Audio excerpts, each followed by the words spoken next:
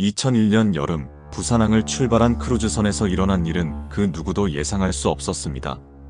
오랜 세월을 혼자 살아온 두 사람이 황혼의 나이에 다시 만나 함께 탄 배에서 일본 요코하마 항구에 내리던 순간 여성이 흔적도 없이 사라져버린 것입니다. 객실에 짐을 남긴 채 사라진 시간은 단 2시간도 되지 않았습니다. 선원들도 함께 여행하던 승객들도 놀랐지만 아무도 정확히 무엇이 일어났는지 알 수 없었습니다. 한국과 일본 경찰의 수색이 시작됐지만 어떤 단서도 찾을 수 없었습니다. 사건은 미궁에 빠진 채 세월이 흘렀습니다. 그런데 몇 년이 지난 후 크루즈 선사 측이 제출한 객실 전화 기록 한 장이 모든 것을 뒤흔들어 놓았습니다. 그 기록 안에는 실종 직전 발신된 18초간의 국제전화가 남아 있었습니다. 그리고 그 이후 밝혀진 남편의 과거는 사건을 전혀 다른 방향으로 끌고 갔습니다. 오늘 이야기를 탐정 미스터리에서 들려드립니다. 시작하기 전에 구독과 좋아요 부탁드립니다. 이런 미스터리 사건을 기록하고 전하는데 큰 힘이 됩니다.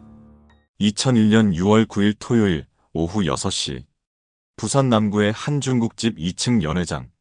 형광등 아래 둥근 테이블마다 사람들이 옹기종기 모여 앉아 있었습니다. 20년 만에 열린 고등학교 동창회였습니다. 그곳에서 윤지영은 장도훈을 다시 만났습니다.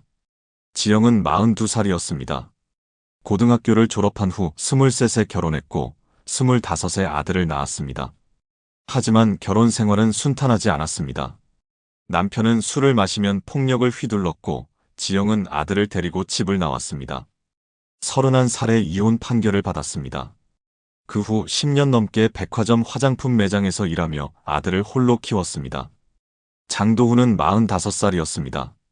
대학을 졸업한 후 무역회사에 취직했고 줄곧 미혼으로 살아왔습니다. 부산과 일본을 오가며 의류 수출입 일을 했습니다. 조용한 성격이었고 사람들 앞에 잘 나서지 않았습니다. 오랜만이야. 도훈이 먼저 말을 건넸습니다. 지영은 잠시 멈칫했다가 고개를 끄덕였습니다. 그러게. 정말 오래됐네. 둘은 고등학교 시절 같은 반이었습니다. 도훈은 늘 교실 뒤편 창가에 앉아 있었고 지영은 앞쪽에 앉았습니다. 서로 말을 섞은 적은 거의 없었습니다. 하지만 도훈은 오래전부터 지영을 좋아했습니다. 그저 멀리서 바라보기만 했을 뿐 고백은 하지 못했습니다. 동창회가 끝난 후 도훈은 지영에게 커피를 제안했습니다. 두 사람은 항구 근처 조용한 카페에 앉았습니다. 창밖으로 밤바다가 보였습니다. 도훈이 조심스럽게 말했습니다. 사실은 고등학교 때부터 널 좋아했어. 지영은 잠시 말이 없었습니다. 그리고 작게 웃었습니다. 나도 알았어. 네가 날 자주 쳐다본 거. 도훈은 놀란 표정이었습니다. 지영이 덧붙였습니다. 나도 그랬거든. 너한테 먼저 말 걸고 싶었는데 용기가 없었어. 그날 밤 두 사람은 오랜 시간 이야기를 나눴습니다. 지영은 자신의 결혼 생활과 이혼 이야기를 꺼냈고 도훈은 그저 조용히 들어주었습니다. 도훈은 자신이 왜 결혼하지 않았는지는 말하지 않았습니다. 다만 아직 인연이 없었다고만 했습니다. 그로부터 한 달 뒤 두 사람은 다시 만났습니다. 그리고 또 만났습니다. 지영의 얼굴에는 조금씩 웃음이 돌아왔습니다. 도훈은 지영에게 꽃을 선물했고 주말마다 함께 영화를 보러 갔습니다. 어느 날 저녁 도훈이 조심스럽게 물었습니다. 나랑 결혼할 생각 없어? 지영은 잠시 고민하는 듯 했습니다. 그리고 고개를 저었습니다. 아직은 결혼이란 게 좀 무겁게 느껴져. 미안해. 도훈은 실망한 기색 없이 고개를 끄덕였습니다. 그럼 이건 어때? 우리 둘이서 여행 한번 가자. 크루즈 여행. 지영의 눈이 반짝였습니다. 크루즈? 응. 부산에서 출발해서 일본 요코하마 갔다가 오는 거. 사흘 정도 걸려. 배 안에서 좋은 시간 보내고 추억 하나 만들자. 지영은 잠시 생각하다가 미소 지었습니다. 좋아. 그러자. 도훈은 6월 11일 출항하는 크루즈 티켓 2장을 예약했습니다. 지영은 아들 승호에게 여행 계획을 말했습니다. 승호는 19살이었습니다. 대학 입시를 준비하고 있었습니다. 엄마, 그 사람이랑 배 타고 간다고? 승호의 목소리에는 걱정이 섞여 있었습니다. 왜? 뭐가 문제야? 아니 그냥 엄마가 그 사람 만난 지 얼마나 됐다고. 석 달 됐어. 그리고 고등학교 동창이야. 오래 알던 사이라고. 승호는 불안한 표정으로 말했습니다. 엄마, 그 사람 믿을 수 있어요? 지영은 아들의 머리를 쓰다듬었습니다. 걱정 마. 엄마가 잘 알아서 할게. 너무 오래 혼자 살았잖아. 이번엔 좀 행복해도 되지 않을까? 승호는 더 이상 말하지 않았습니다. 하지만 가슴 한쪽이 무거웠습니다. 6월 11일 월요일 아침 10시 부산항 국제여객터미널. 하얀 크루즈선이 부두에 정박해 있었습니다. 지영은 작은 캐리어 하나를 끌고 도훈과 함께 승선했습니다. 배는 정오에 출항할 예정이었습니다. 객실은 6층에 있었습니다. 좁지만 깨끗한 방이었습니다. 창문 너머로 바다가 보였습니다. 지영은 짐을 풀며 말했습니다. 오랜만에 떠나는 여행이네. 도훈이 웃었습니다. 좋은 시간 보내자. 두 사람은 갑판으로 올라갔습니다. 배가 천천히 항구를 벗어나기 시작했습니다. 부산의 건물들이 점점 작아졌습니다. 바람이 차갑게 불었습니다. 지영은 손으로 머리카락을 쓸어 넘기며 바다를 바라봤습니다. 그때 도훈이 말했습니다. 나 이 여행 기념하려고 일기 쓸 거야. 옛날 방식으로. 일기? 응. 캠코더 같은 건 안 가져왔어. 그냥 수첩에 하루하루 적으려고. 내 이야기도 쓸게. 지영은 웃으며 고개를 저었습니다. 부끄러운데. 하지만 그날 밤 지영은 객실 전화기 앞에서 한참을 망설였습니다. 수화기를 들었다가 다시 내려놓았습니다. 아들에게 전화를 걸고 싶었지만 신호가 약하다는 안내 메시지만 들렸습니다. 결국 전화는 연결되지 않았습니다. 지영은 창밖을 바라봤습니다. 칠흑 같은 바다 위로 달빛만 희미하게 흔들렸습니다. 그리고 며칠 후 요코하마 항구에 내린 지영은 다시는 돌아오지 않았습니다. 그때 그녀는 몰랐습니다. 자신이 남긴 단 하나의 흔적이 모든 것을 뒤흔들게 될 줄은. 6월 11일 월요일 오후 1시 부산 연제구의 한 아파트. 윤승호는 혼자 집에 남아 있었습니다. 어머니가 떠난 지 1시간도 채 되지 않았지만 승호는 계속 불안했습니다. 책상 앞에 앉아 수학 문제집을 펼쳤지만 문제가 눈에 들어오지 않았습니다. 연필을 쥔 손끝만 하얗게 떨렸습니다. 승호는 어머니가 크루즈 여행을 간다고 했을 때부터 이상한 기분이 들었습니다. 설명할 수 없는 불안감이었습니다. 그냥 기분 탓이라고 생각하려 했지만 가슴 한쪽이 계속 무겁게 눌렸습니다. 승호는 어머니와 단둘이 살아온 시간이 길었습니다. 8살 때 아버지와 헤어진 후 10년 넘게 어머니만 바라보며 살았습니다. 어머니는 늘 강했습니다. 힘든 내색을 하지 않았습니다. 백화점에서 하루 종일 서서 일하고 돌아와서도 웃으며 밥을 차렸습니다. 하지만 승호는 알고 있었습니다. 어머니가 얼마나 외로웠는지를. 밤마다 혼자 거실 소파에 앉아 창밖을 바라보던 모습을. 아무 말 없이 한숨 쉬던 뒷모습을. 그래서 승호는 어머니가 누군가를 만나는 것을 반대하지 않으려 했습니다. 어머니도 행복할 자격이 있다고 생각했습니다. 하지만 장도훈이라는 사람은 뭔가 석연치 않았습니다. 처음 어머니가 도훈을 집에 데려왔을 때였습니다. 5월 중순쯤이었습니다. 도훈은 정중하게 인사했습니다. 안녕. 나 도훈이야. 내 엄마 고등학교 동창이야. 승호는 어색하게 고개를 끄덕였습니다. 도훈은 40대 중반으로 보였습니다. 키가 크고 말수가 적었습니다. 웃을 때도 눈이 잘 웃지 않았습니다. 잘 부탁해. 도훈이 손을 내밀었습니다. 승호는 짧게 악수했습니다. 그때 느꼈습니다. 도훈의 손이 차갑다는 것을. 악수하는 힘도 이상하게 약했습니다. 그날 저녁 세 사람은 함께 식사를 했습니다. 어머니가 차린 된장찌개와 생선구이였습니다. 도훈은 조용히 밥을 먹었습니다. 말을 거의 하지 않았습니다. 승호가 학교 이야기를 꺼내자 도훈은 고개만 끄덕이며 들었습니다. 승호 대학은 어디 생각하고 있어? 아직 잘 모르겠어요. 그래. 천천히 생각해. 공부 열심히 해. 짧은 대화였습니다. 더 이상 할 말이 없었습니다. 어머니만 계속 웃으며 분위기를 띄우려 했습니다. 식사가 끝난 후 도훈은 먼저 일어났습니다. 먼저 갈게. 다음에 또 보자. 벌써요? 차라도 한잔 하시고 가세요. 어머니가 말렸지만 도훈은 고개를 저었습니다. 아니야. 내일 아침 일찍 일이 있어서 도훈이 현관문을 나서자 승호는 어머니에게 물었습니다. 엄마, 그 사람 괜찮아? 왜? 뭐가? 그냥 말도 별로 없고 좀 어색한 것 같아서. 어머니는 웃으며 설거지를 시작했습니다. 원래 조용한 성격이야. 고등학교 때도 그랬어. 나쁜 사람 아니야. 승호는 더 이상 묻지 않았습니다. 하지만 마음 한구석이 개운하지 않았습니다. 그 후로도 도훈은 몇 번 더 집에 왔습니다. 승호와 마주칠 때마다 짧게 인사만 하고 지나갔습니다. 깊은 대화를 나눈 적은 없었습니다. 승호는 도훈이 자신을 피하는 것 같다는 느낌을 받았습니다. 어느 날 저녁 승호는 어머니가 전화 통화하는 소리를 들었습니다. 도훈과 통화하는 것 같았습니다. 응, 알았어. 그날 괜찮아. 승호한테 얘기할게. 걱정 마. 아무 문제 없어. 어머니의 목소리는 밝았습니다. 하지만 전화를 끊은 후 어머니는 한참 동안 창밖을 바라봤습니다. 표정이 조금 굳어 보였습니다. 승호는 물었습니다. 엄마, 무슨 일 있어? 아니야. 아무것도 아니야.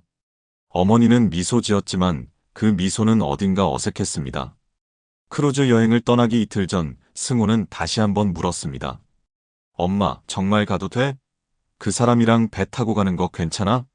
어머니는 짐을 싸다 말고 승호를 바라봤습니다.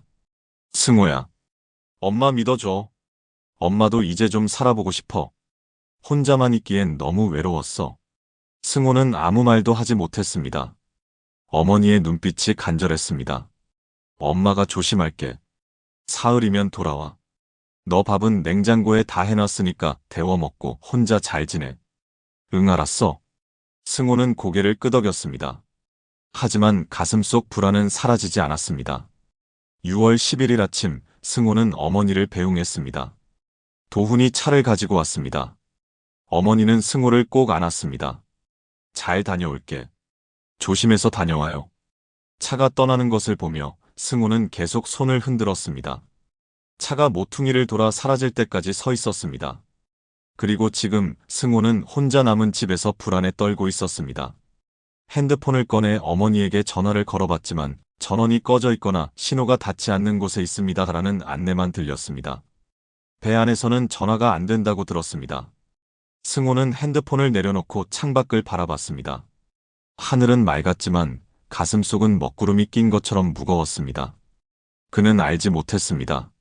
사흘 후 자신이 받게 될 전화의 내용을, 그리고 그 전화 한 통이 자신의 인생을 완전히 뒤바꿔 놓을 것이라는 사실을. 6월 11일 월요일 오후 2시. 크루즈선은 부산을 떠나 동해를 따라 북상하고 있었습니다. 갑판 위로 바람이 세차게 불었습니다. 파도 소리가 크게 들렸습니다. 지영은 난간에 기대어 바다를 바라봤습니다. 머리카락이 바람에 흩날렸습니다. 도훈이 옆에 다가왔습니다. 손에 작은 수첩과 펜을 들고 있었습니다. 뭐 써?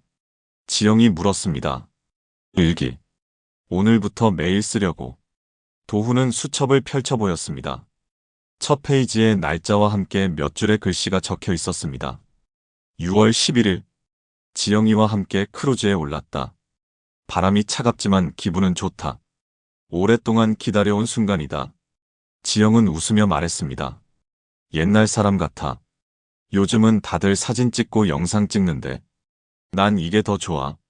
나중에 다시 읽으면 그때 기분이 생생하게 떠오를 것 같아서. 두 사람은 선실로 돌아갔습니다.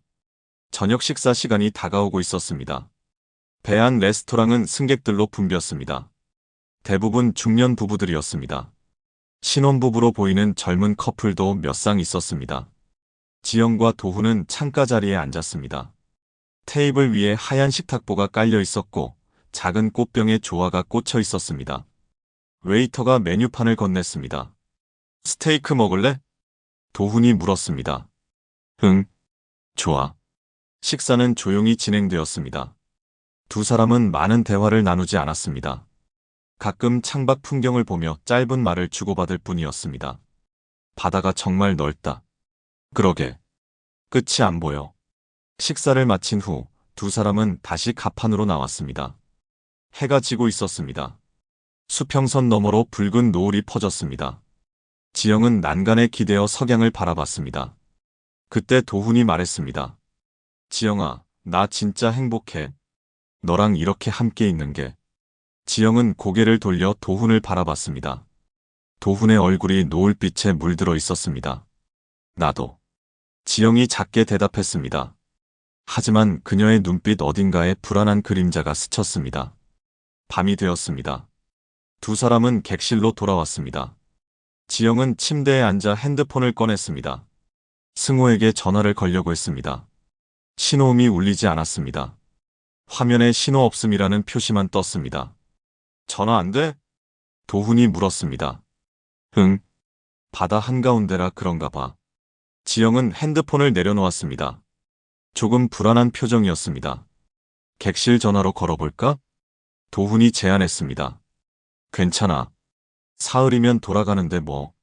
승호도 다 컸는데 잘 있겠지. 지영은 웃으며 말했지만 시선은 계속 핸드폰으로 향했습니다.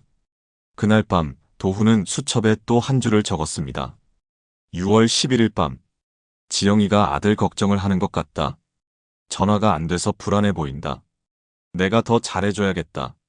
이튿날인 6월 12일 화요일, 배는 계속 북상했습니다. 날씨는 맑았습니다. 오전에는 배 안에서 작은 이벤트가 열렸습니다. 빙고 게임이었습니다. 승객들이 모여 즐거운 시간을 보냈습니다. 지영과 도훈도 참여했습니다. 지영은 빙고를 맞추지 못했지만 즐거워 보였습니다. 오랜만에 웃는 얼굴이었습니다. 점심 식사 후 두 사람은 다시 갑판으로 나왔습니다. 지영은 난간에 기대어 바다를 바라봤습니다. 도훈은 옆에서 수첩에 무언가를 적고 있었습니다. 또 일기 써? 응. 너 웃는 모습 보니까 기록하고 싶어서. 지영은 부끄러운 듯 웃었습니다. 그때였습니다. 지영이 갑자기 뒤를 돌아봤습니다. 왜? 도훈이 물었습니다. 아니 그냥 누가 쳐다보는 것 같아서. 지영은 갑판을 둘러봤습니다. 몇몇 승객들이 여기저기 서 있었지만 특별히 그들을 바라보는 사람은 없었습니다. 기분 탓인가 봐.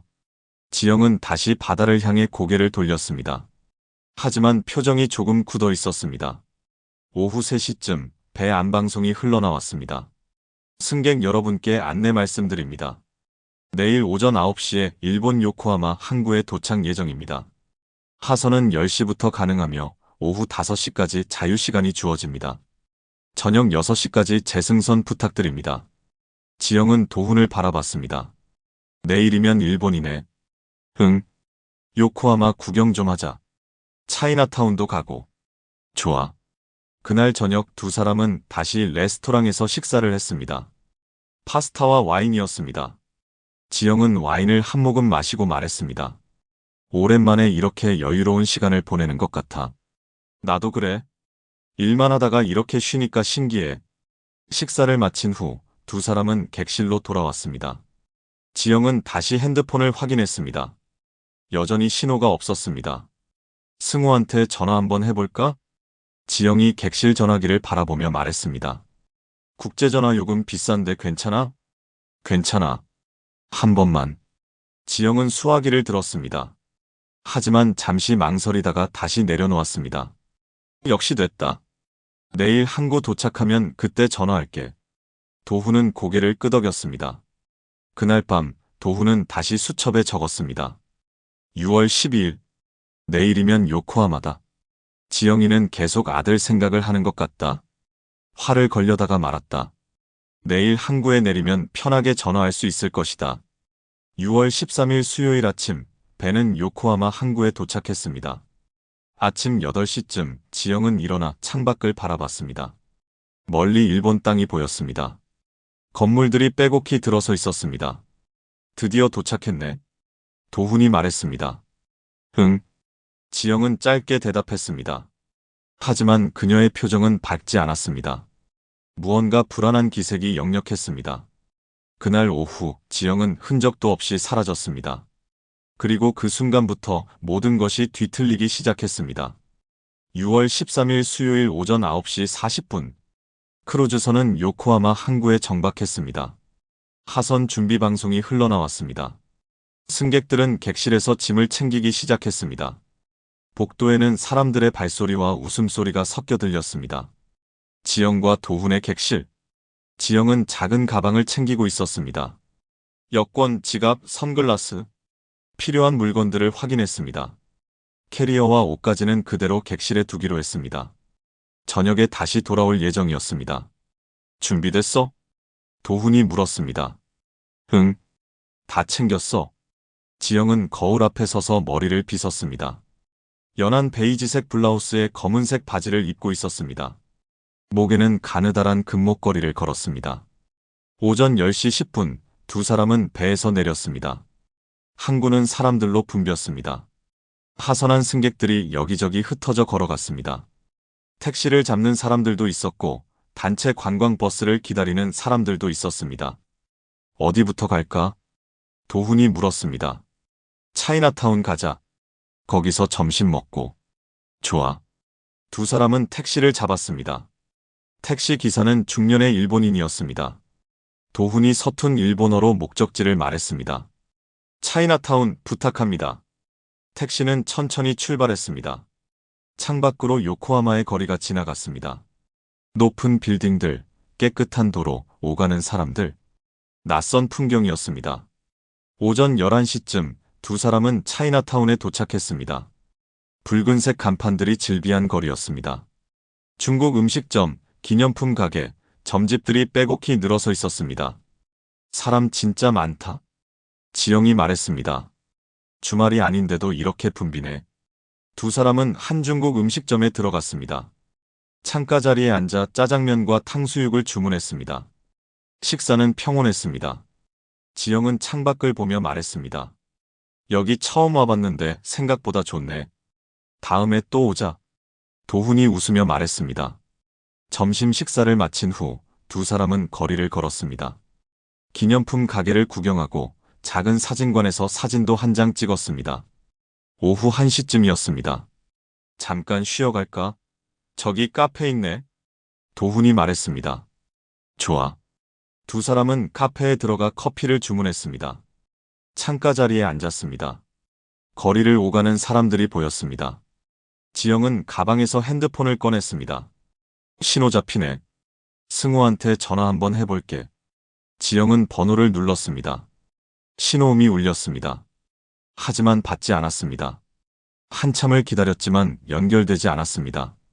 안 받네. 공부하느라 바쁜가 봐. 지영은 핸드폰을 내려놓았습니다. 조금 실망한 표이었습니다.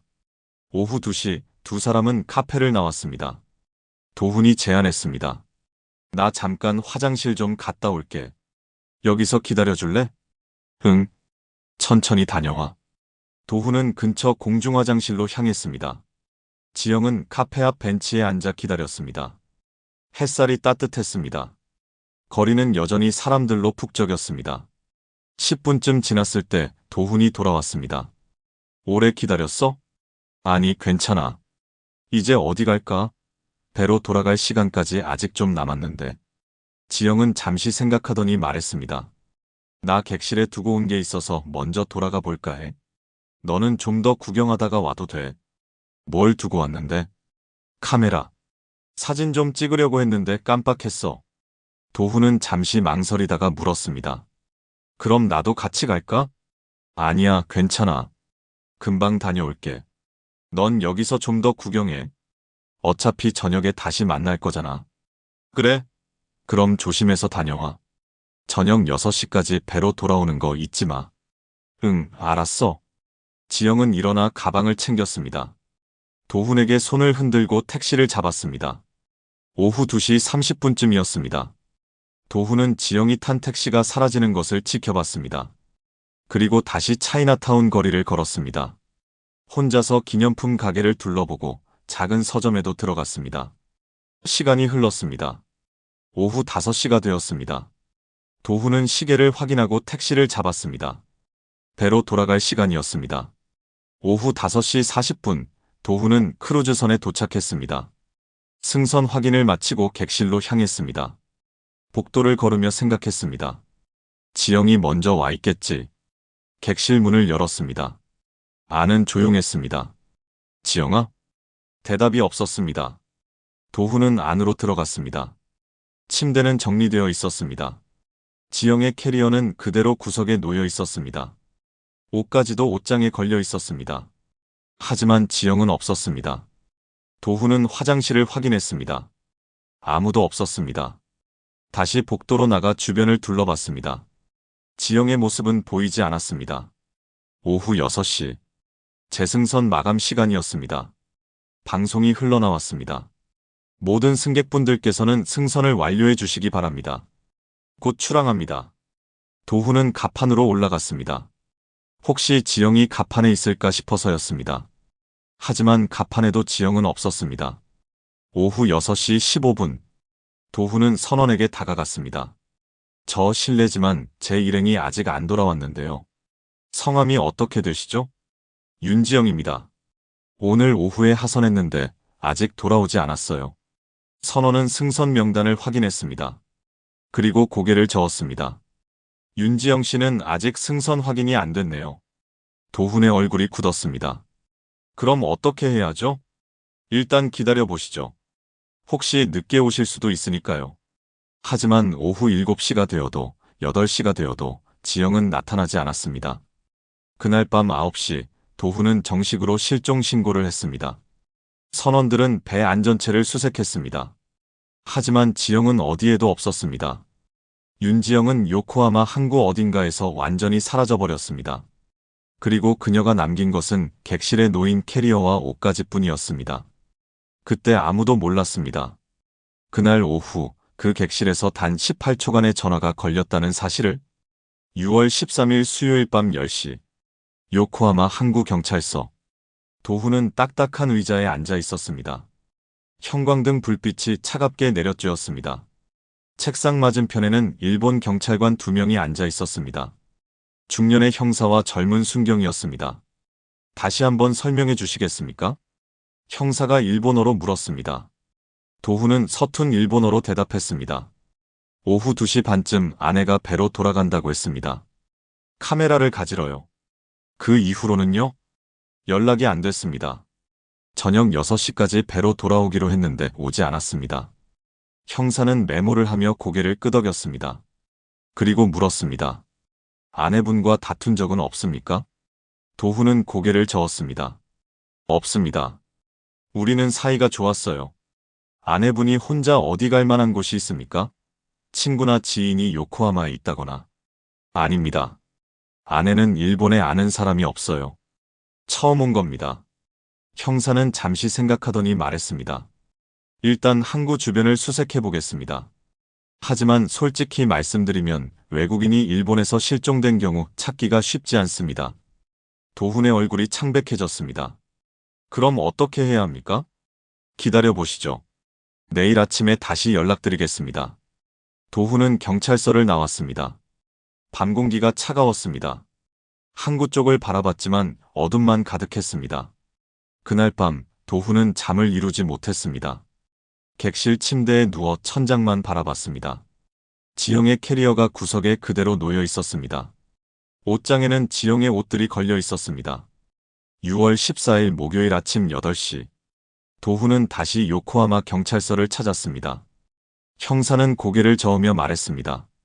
아직 발견하지 못했습니다. 어젯밤 항구 주변을 수색했지만 단서가 없습니다. 그럼 더 넓은 범위를 수색해야 하는 거 아닙니까? 도훈의 목소리가 떨렸습니다. 그게 문제가 좀 복잡합니다. 형사가 난처한 표정을 지었습니다.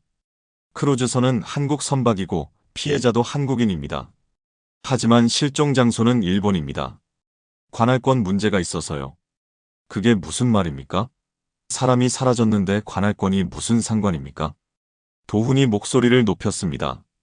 형사는 침착하게 말했습니다. 진정하십시오. 저희도 최선을 다하고 있습니다. 하지만 한국 경찰과 협조가 필요합니다. 그날 오후 도훈은 한국으로 전화를 걸었습니다. 지영의 아들 승호에게 연락했습니다. 전화벨이 울렸습니다. 승호가 받았습니다. 여보세요? 승호야, 나 도훈이야. 아저씨? 무슨 일이세요? 엄마는요? 도훈은 잠시 말을 잇지 못했습니다. 그리고 떨리는 목소리로 말했습니다. 승호야, 내 엄마가 사라졌어. 네? 무슨 말씀이세요? 어제 오후에 요코하마에서 내 엄마가 실종됐어. 지금 경찰이 수색 중이야. 전화 너머로 침묵이 흘렀습니다. 그리고 승호의 떨리는 목소리가 들렸습니다. 그게 무슨 소리예요? 엄마가 왜? 미안해. 내가 잘못 봤어. 내가 같이 있었어야 했는데. 승호는 더 이상 말하지 못했습니다. 전화는 끊어졌습니다. 6월 15일 금요일 승호는 부산경찰서를 찾아갔습니다. 눈이 충혈되어 있었습니다. 밤새 잠을 자지 못한 것이 역력했습니다. 제 어머니가 일본에서 실종됐습니다. 수색을 도와주셔야 합니다. 담당 형사는 안타까운 표정을 지었습니다. 상황은 파악했습니다. 하지만 일본 현지에서 발생한 사건이라 저희가 직접 수사하기 어렵습니다. 그럼 어떻게 해야 합니까? 그냥 기다리기만 하라는 겁니까? 승호의 목소리가 떨렸습니다. 일본 경찰과 협조해서 진행하고 있습니다. 조금만 기다려 주십시오. 기다리라고요? 지금 골든타임이 지나가고 있는데요. 승호는 책상을 쳤습니다. 하지만 형사는 난처한 표정만 지을 뿐이었습니다. 한편 일본 경찰도 난감한 상황이었습니다.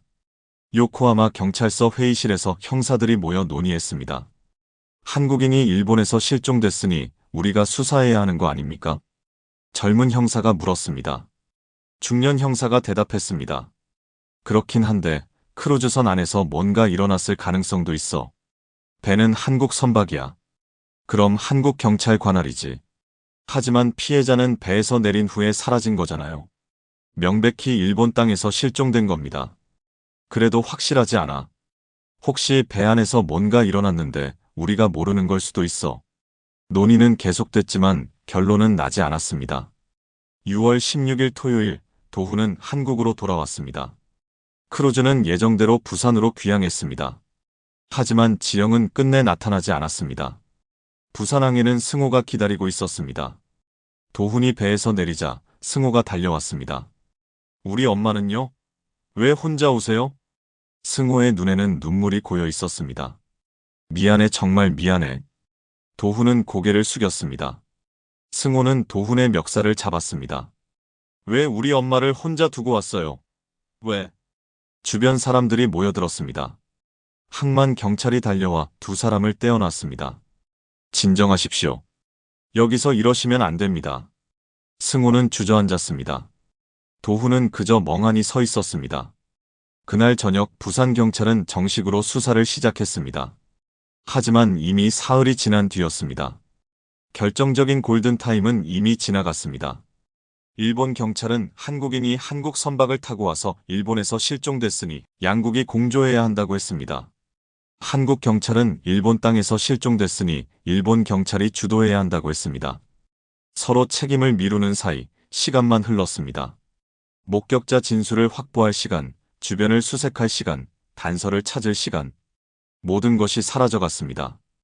6월 20일 화요일 실종 일주일째. 언론이 사건을 보도하기 시작했습니다.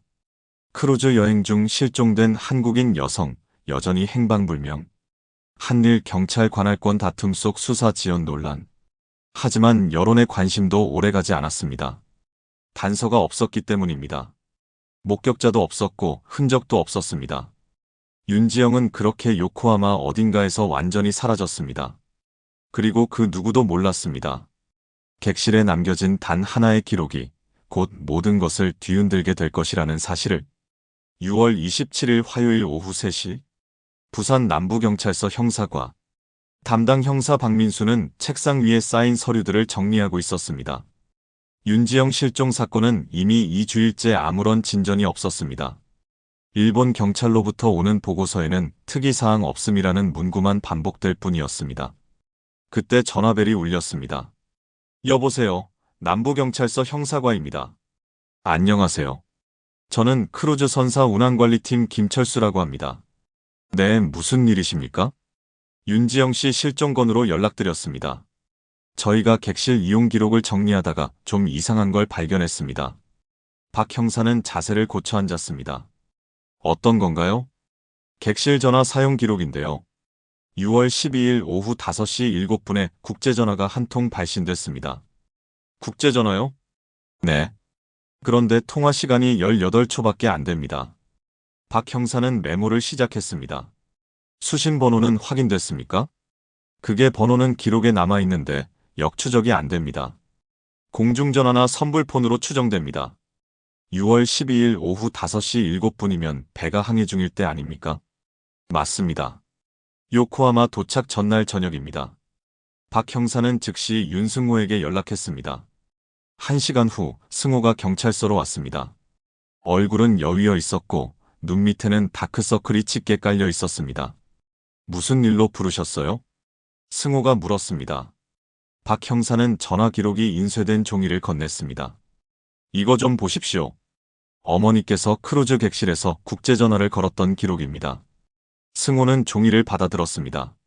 눈을 가늘게 뜨고 기록을 읽었습니다.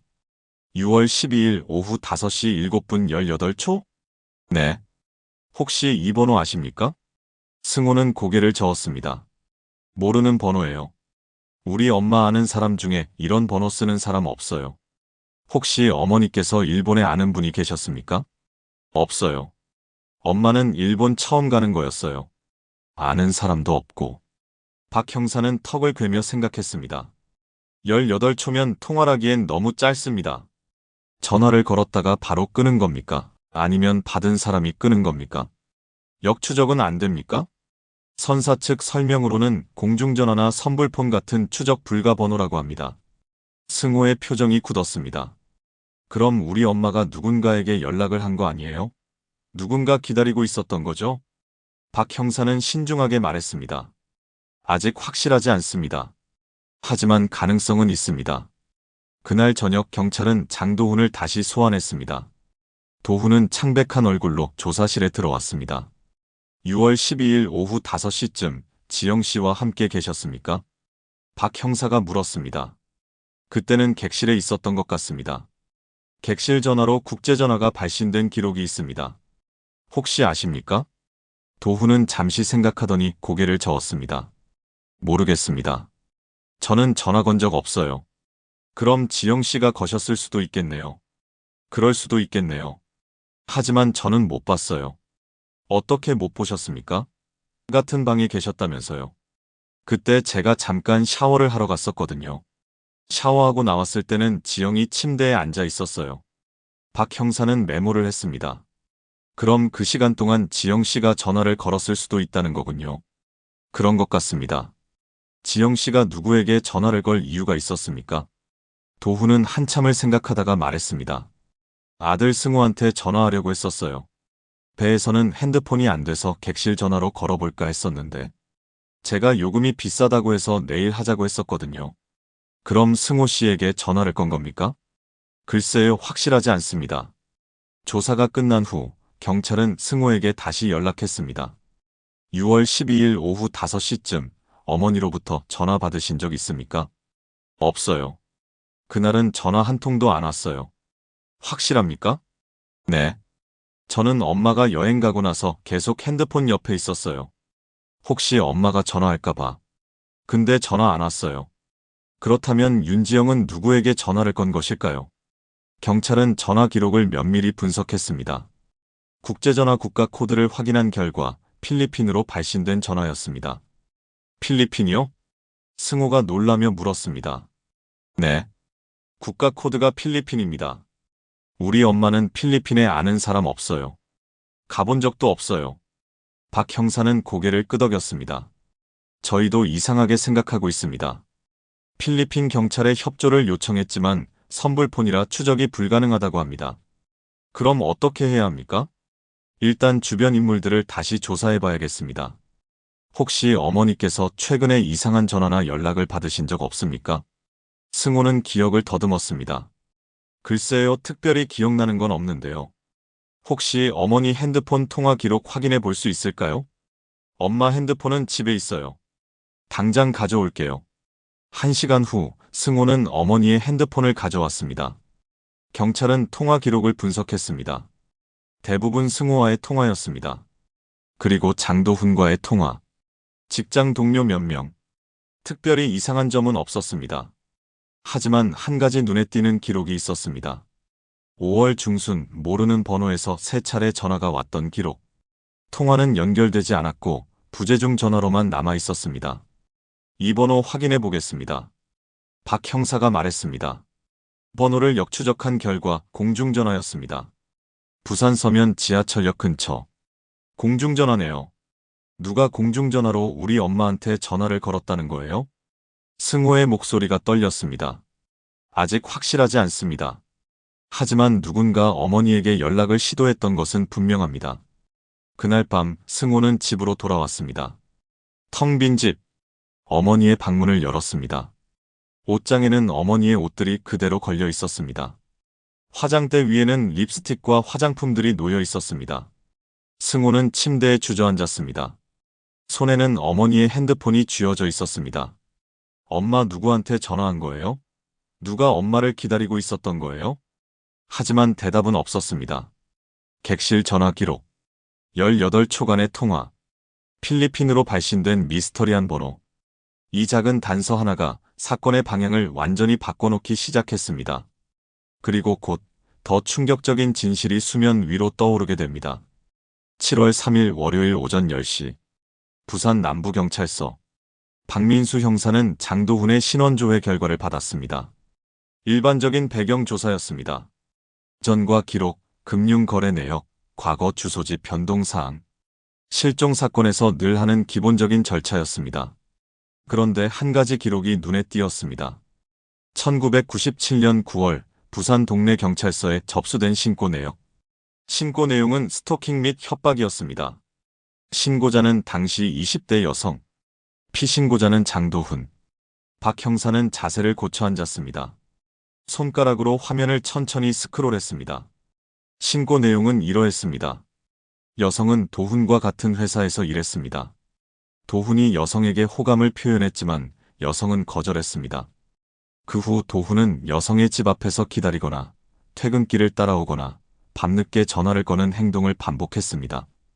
여성은 여러 차례 그만두라고 요청했지만 도훈은 멈추지 않았습니다. 결국 여성은 경찰에 신고했습니다.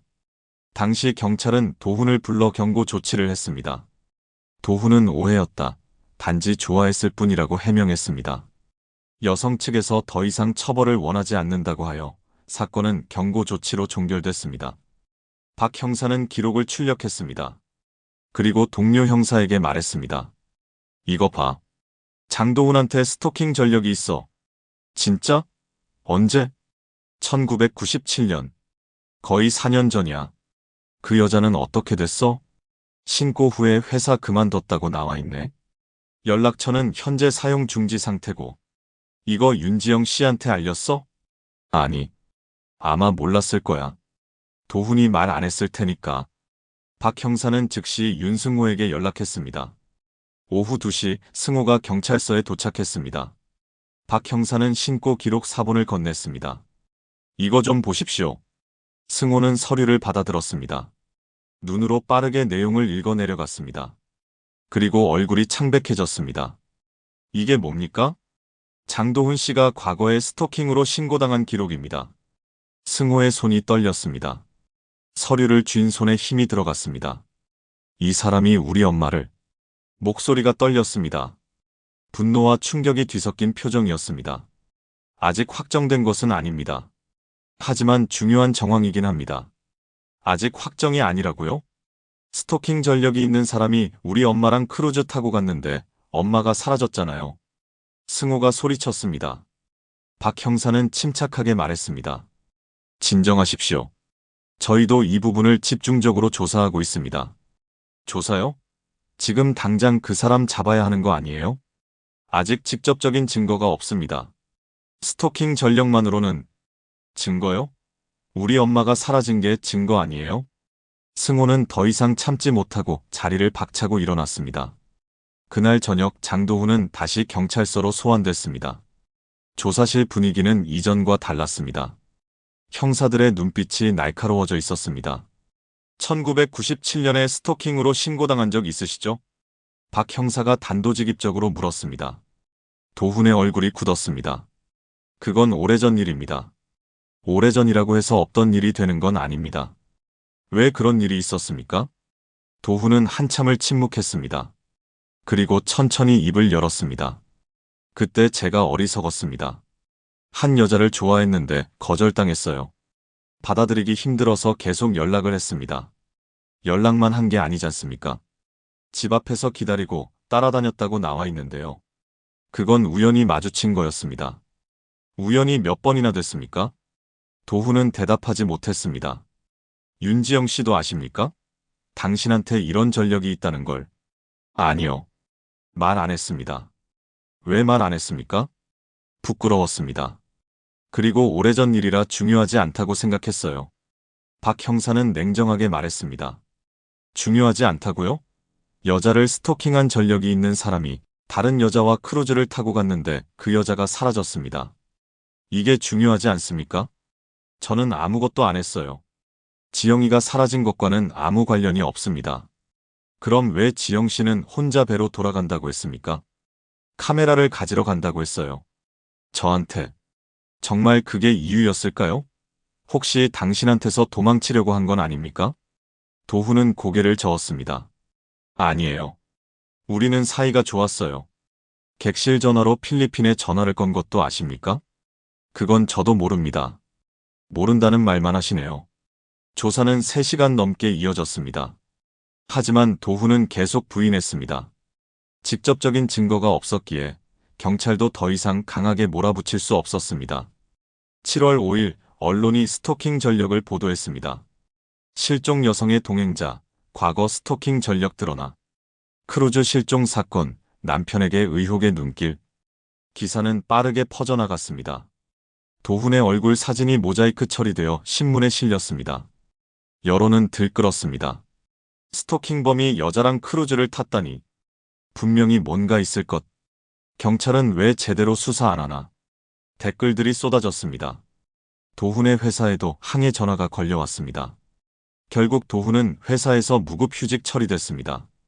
7월 10일 윤지영의 가족들이 기자회견을 열었습니다. 승호는 어머니의 사진을 들고 카메라 앞에 섰습니다. 눈은 붉게 충혈되어 있었습니다.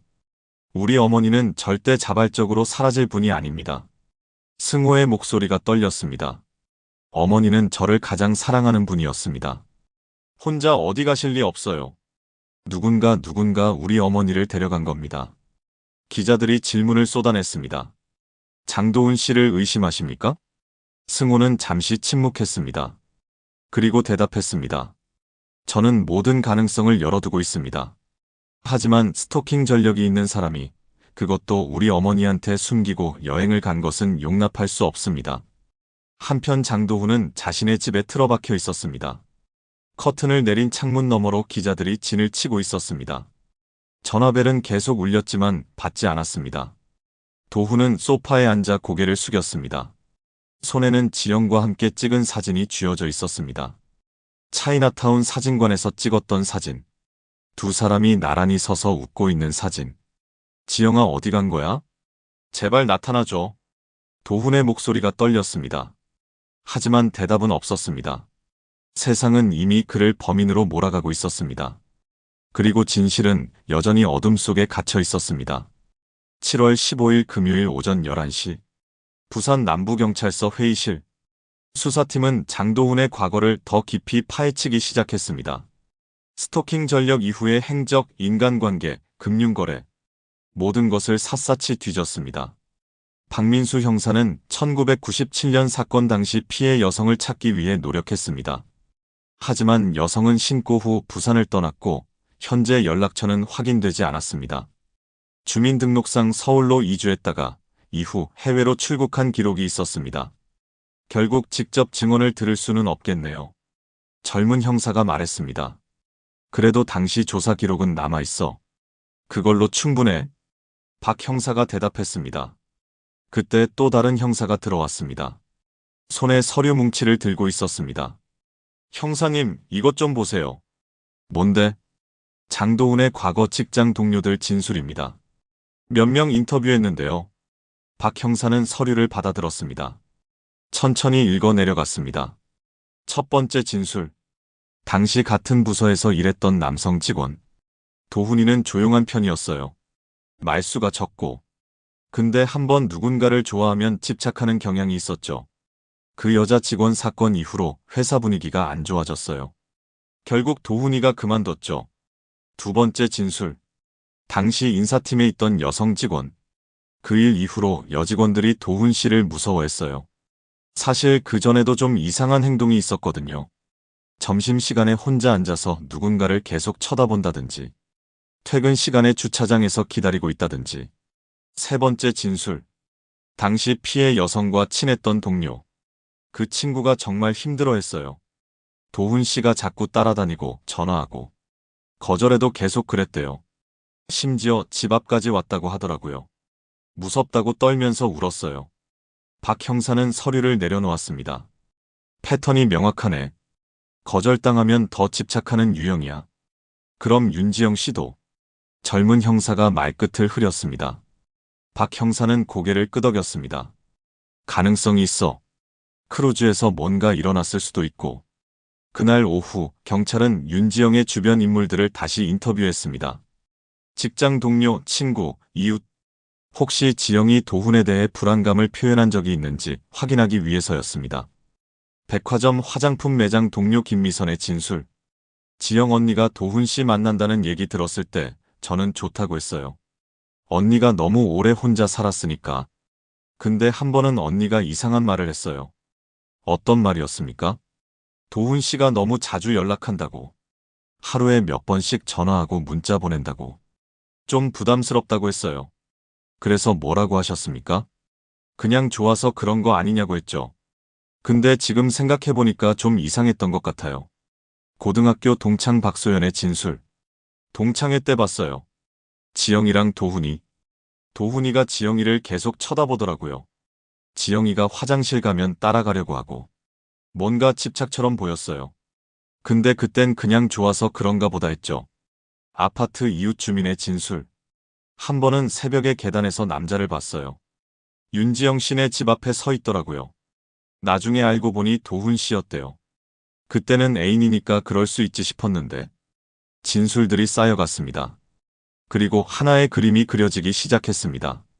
장도훈의 집착, 과도한 연락, 지영에 대한 감시하듯 한 행동들. 7월 18일 윤승호는 경찰서를 다시 찾았습니다. 박 형사는 그동안 수집한 진술들을 보여줬습니다. 승호는 서류를 읽으며 손이 떨렸습니다. 엄마가 부담스러워했다고요? 네. 여러 증언이 일치합니다. 왜 엄마는 저한테 말 안 한 거죠? 승호의 목소리가 떨렸습니다. 아마 걱정시키고 싶지 않으셨던 것 같습니다. 아들분이 반대할까봐. 승호는 주먹을 쥐었습니다. 제가 더 강하게 말렸어야 했어요. 그 사람 믿을 수 없다고. 가지 말라고. 자책하지 마십시오. 어머니께서는 본인의 선택을 하신 겁니다. 선택이요? 그 사람이 스토킹범인 줄 알았으면 엄마가 갔을 것 같아요? 승호가 소리쳤습니다. 박 형사는 아무 말도 하지 못했습니다. 7월 20일 경찰은 장도훈을 다시 소환했습니다. 이번에는 분위기가 달랐습니다. 조사실에는 녹음기가 켜져 있었고 변호사 동석이 권고됐습니다. 윤지영 씨가 당신의 연락을 부담스러워했다는 증언이 있습니다. 박 형사가 말했습니다. 그건 오해입니다. 오해요? 여러 사람이 같은 증언을 했는데요. 저는 그냥 좋아서 연락한 겁니다. 집착이 아니에요. 1997년에도 같은 말을 하셨죠. 그냥 좋아했을 뿐이라고. 도훈은 입을 다물었습니다. 크루즈에서 지영 씨와 다툰 적 없습니까? 없습니다. 정말 없습니까? 혹시 지영 씨가 헤어지자고 했던 건 아닙니까? 아니에요. 우리는 사이가 좋았어요. 그럼 왜 지영 씨는 혼자 배로 돌아간다고 했습니까? 당신과 떨어지고 싶어서 그런 건 아닙니까? 아니라니까요. 도훈이 목소리를 높였습니다. 그리고 다시 침묵했습니다. 조사는 5시간 넘게 이어졌습니다. 하지만 결정적인 자백은 나오지 않았습니다. 7월 25일 사건은 한 달을 넘겼습니다. 언론의 관심도 조금씩 식어갔습니다. 새로운 단서는 나오지 않았습니다. 윤지영은 여전히 행방불명이었습니다. 승호는 매일 집에서 어머니를 기다렸습니다. 현관문이 열리는 소리만 들려도 뛰어나갔습니다. 하지만 어머니는 돌아오지 않았습니다. 장도훈은 세상의 손가락질 속에서 숨어 지냈습니다. 스토킹범, 의심받는 남자. 사람들은 그를 그렇게 불렀습니다. 하지만 증거는 없었습니다. 직접적으로 도훈을 범인으로 지목할 증거는 단 하나도 없었습니다. 객실 전화 기록, 18초간의 통화, 필리핀으로 간 전화, 스토킹 전력, 집착의 패턴, 모든 조각이 있었지만 퍼즐은 완성되지 않았습니다. 그리고 가장 중요한 조각, 윤지영은 여전히 사라진 채였습니다. 진실은 바다 저편 어딘가에, 아니면 누군가의 입술 뒤에 숨겨져 있었습니다. 2002년 1월, 윤지영이 사라진 지 7달이 흘렀습니다. 부산 남부경찰서 수사팀은 사건을 재검토했습니다. 쌓인 서류들, 증언 기록들, 전화통화 내역들, 모든 자료를 다시 한번 살폈습니다. 하지만 결론은 같았습니다. 윤지영의 행방은 여전히 묘연했습니다.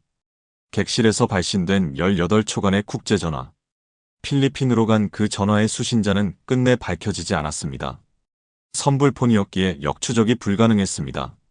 필리핀 경찰도 협조했지만 단서를 찾지 못했습니다. 왜 윤지영은 그 전화를 걸었을까요? 누가 전화를 받았을까요? 왜 18초 만에 끊어졌을까요? 모든 것은 여전히 수수께끼였습니다. 일본 요코하마 경찰도 수사를 계속했습니다. 항구 주변 CCTV를 다시 확인하고 택시 기사들을 재조사했습니다. 하지만 윤지영을 태웠다는 택시 기사는 나타나지 않았습니다. 6월 13일 오후 2시 30분, 지영이 차이나타운을 떠난 후의 행적은 완전히 공백이었습니다. 배로 돌아갔다는 확인도 없었습니다. 항구에 도착했다는 목격도 없었습니다.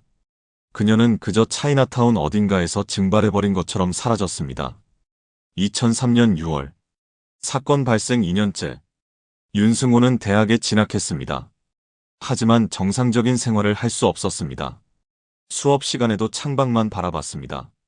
친구들과 어울리지 못했습니다. 밤마다 악몽을 꿨습니다. 어머니가 어두운 바닷속에서 손을 뻗는 꿈, 어머니가 도움을 청하는데 닿지 않는 꿈. 승호는 여전히 장도훈을 의심했습니다. 아니, 확신했습니다. 도훈이 어머니에게 무슨 짓을 했을 거라고. 하지만 증거가 없었습니다. 경찰도 더 이상 도훈을 조사하지 않았습니다. 법적으로 그를 구속할 근거가 없었습니다. 승호는 혼자 조사를 시작했습니다. 도훈의 집 앞에서 기다리기도 했습니다. 도훈이 어디로 가는지 따라가 보기도 했습니다. 하지만 아무것도 발견할 수 없었습니다. 도훈은 여전히 부산에 살고 있었습니다. 회사는 그만뒀습니다. 작은 무역 일을 혼자 하며 근근히 생계를 유지했습니다. 사람들은 그를 피했습니다. 이웃들은 수군거렸습니다. 저 사람 여자 죽인 거 아니야?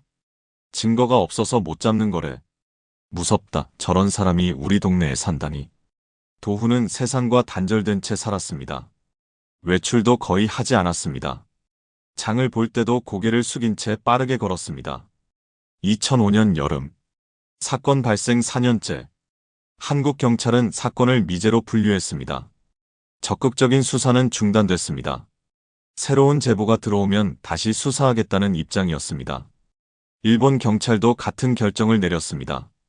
윤지영 실종 사건은 공식적으로 미제 사건이 됐습니다. 승호는 경찰서를 찾아가 항의했습니다. 포기하시는 겁니까? 우리 엄마를 그냥 포기하시는 거예요? 죄송합니다. 하지만 더 이상 수사할 단서가 없습니다. 단서요? 장도훈이 있잖아요. 그 사람이 범인이에요. 증거가 없습니다. 의심만으로는 법적 조치를 취할 수 없습니다. 승호는 절규했습니다. 그럼 우리 엄마는 어떻게 됩니까? 영원히 못 찾는 겁니까? 형사는 고개를 숙였습니다. 더 이상 해줄 말이 없었습니다. 2010년, 사건 발생 9년째, 승호는 28살이 됐습니다. 직장을 다니며 혼자 살았습니다. 여전히 어머니를 찾고 있었습니다. 주말마다 실종자 찾기 단체에 나가 활동했습니다. 인터넷 커뮤니티에 어머니의 실종 사실을 계속 올렸습니다. 하지만 시간이 흐를수록 희망은 희미해졌습니다. 장도훈은 여전히 부산에 있었습니다. 더 늙어 보였습니다. 머리에는 흰머리가 가득했습니다. 등이 굽었습니다. 그는 여전히 혼자였습니다. 아무도 그에게 말을 걸지 않았습니다. 그는 유령처럼 살았습니다. 2015년 사건 발생 14년째. 어느 날 승호는 어머니의 방을 정리했습니다. 14년간 그대로 보존해둔 방. 옷장에는 여전히 어머니의 옷들이 걸려 있었습니다. 화장대 위에는 먼지가 쌓인 화장품들이 놓여 있었습니다. 승호는 서랍을 열었습니다. 오래된 사진들이 나왔습니다. 어머니의 젊은 시절 사진, 자신의 어린 시절 사진, 그리고 한 장의 사진이 눈에 들어왔습니다. 크루즈 여행 전 어머니가 도훈과 함께 찍은 사진, 두 사람이 웃고 있는 사진. 승호는 사진을 오래 바라봤습니다. 어머니의 미소, 행복해 보이는 얼굴. 엄마 그때 정말 행복했어요? 승호의 눈에서 눈물이 흘렀습니다. 2025년 10월. 현재. 윤지영이 사라진 지 24년이 흘렀습니다. 승호는 43이 됐습니다. 결혼을 했고 아이도 낳았습니다. 평범한 삶을 살고 있습니다. 하지만 여전히 어머니를 잊지 못했습니다. 장도훈은 69살이 됐습니다. 여전히 부산 어딘가에서 살고 있습니다. 여전히 혼자입니다. 그는 한 번도 유죄 판결을 받은 적이 없습니다. 법적으로 그는 무죄입니다. 하지만 세상의 시선은 그를 범인으로 봤습니다. 도훈은 여전히 주장합니다. 자신은 아무것도 하지 않았다고. 지영이를 사랑했을 뿐이라고. 지영이가 어디로 갔는지 자신도 모른다고. 하지만 아무도 믿지 않습니다. 객실 전화 기록. 18초간의 통화. 필리핀으로 간 미스터리한 전화. 수신자는 여전히 밝혀지지 않았습니다. 왜 윤지영은 그 전화를 걸었을까요? 누구에게 연락한 것일까요? 무슨 말을 하려 했을까요? 그리고 왜 사라졌을까요? 자발적 실종이었을까요? 아니면 누군가에게 끌려간 것일까요? 혹시 지금도 어딘가에서 살아있을까요? 진실을 아는 사람은 침묵하고 있습니다. 혹은 영원히 말할 수 없는 곳으로 갔습니다. 24년이 지난 지금도 윤지영의 행방은 여전히 미궁 속에 있습니다. 사랑과 집착 사이의 경계는 때때로 너무나 얇습니다. 한 사람에게는 사랑이었던 것이 다른 사람에게는 공포였을 수 있습니다. 그리고 때때로 우리는 가장 가까운 사람조차 제대로 알지 못합니다. 2001년 여름, 크루즈선 위에서 무슨 일이 있었는지는 아무도 모릅니다. 다만 한 가지 확실한 것은 한 여성이 사라졌고 그녀를 기다리는 아들이 있다는 것입니다. 그리고 진실은 여전히 어딘가에 숨겨져 있습니다. 오늘 이야기 잘 들으셨나요? 구독과 좋아요 부탁드립니다. 탐정 미스터리는 앞으로도 세상에서 잊혀졌던 그리고 반드시 잊어서는 안 되는 이야기를 전하겠습니다. 시청해주셔서 감사합니다.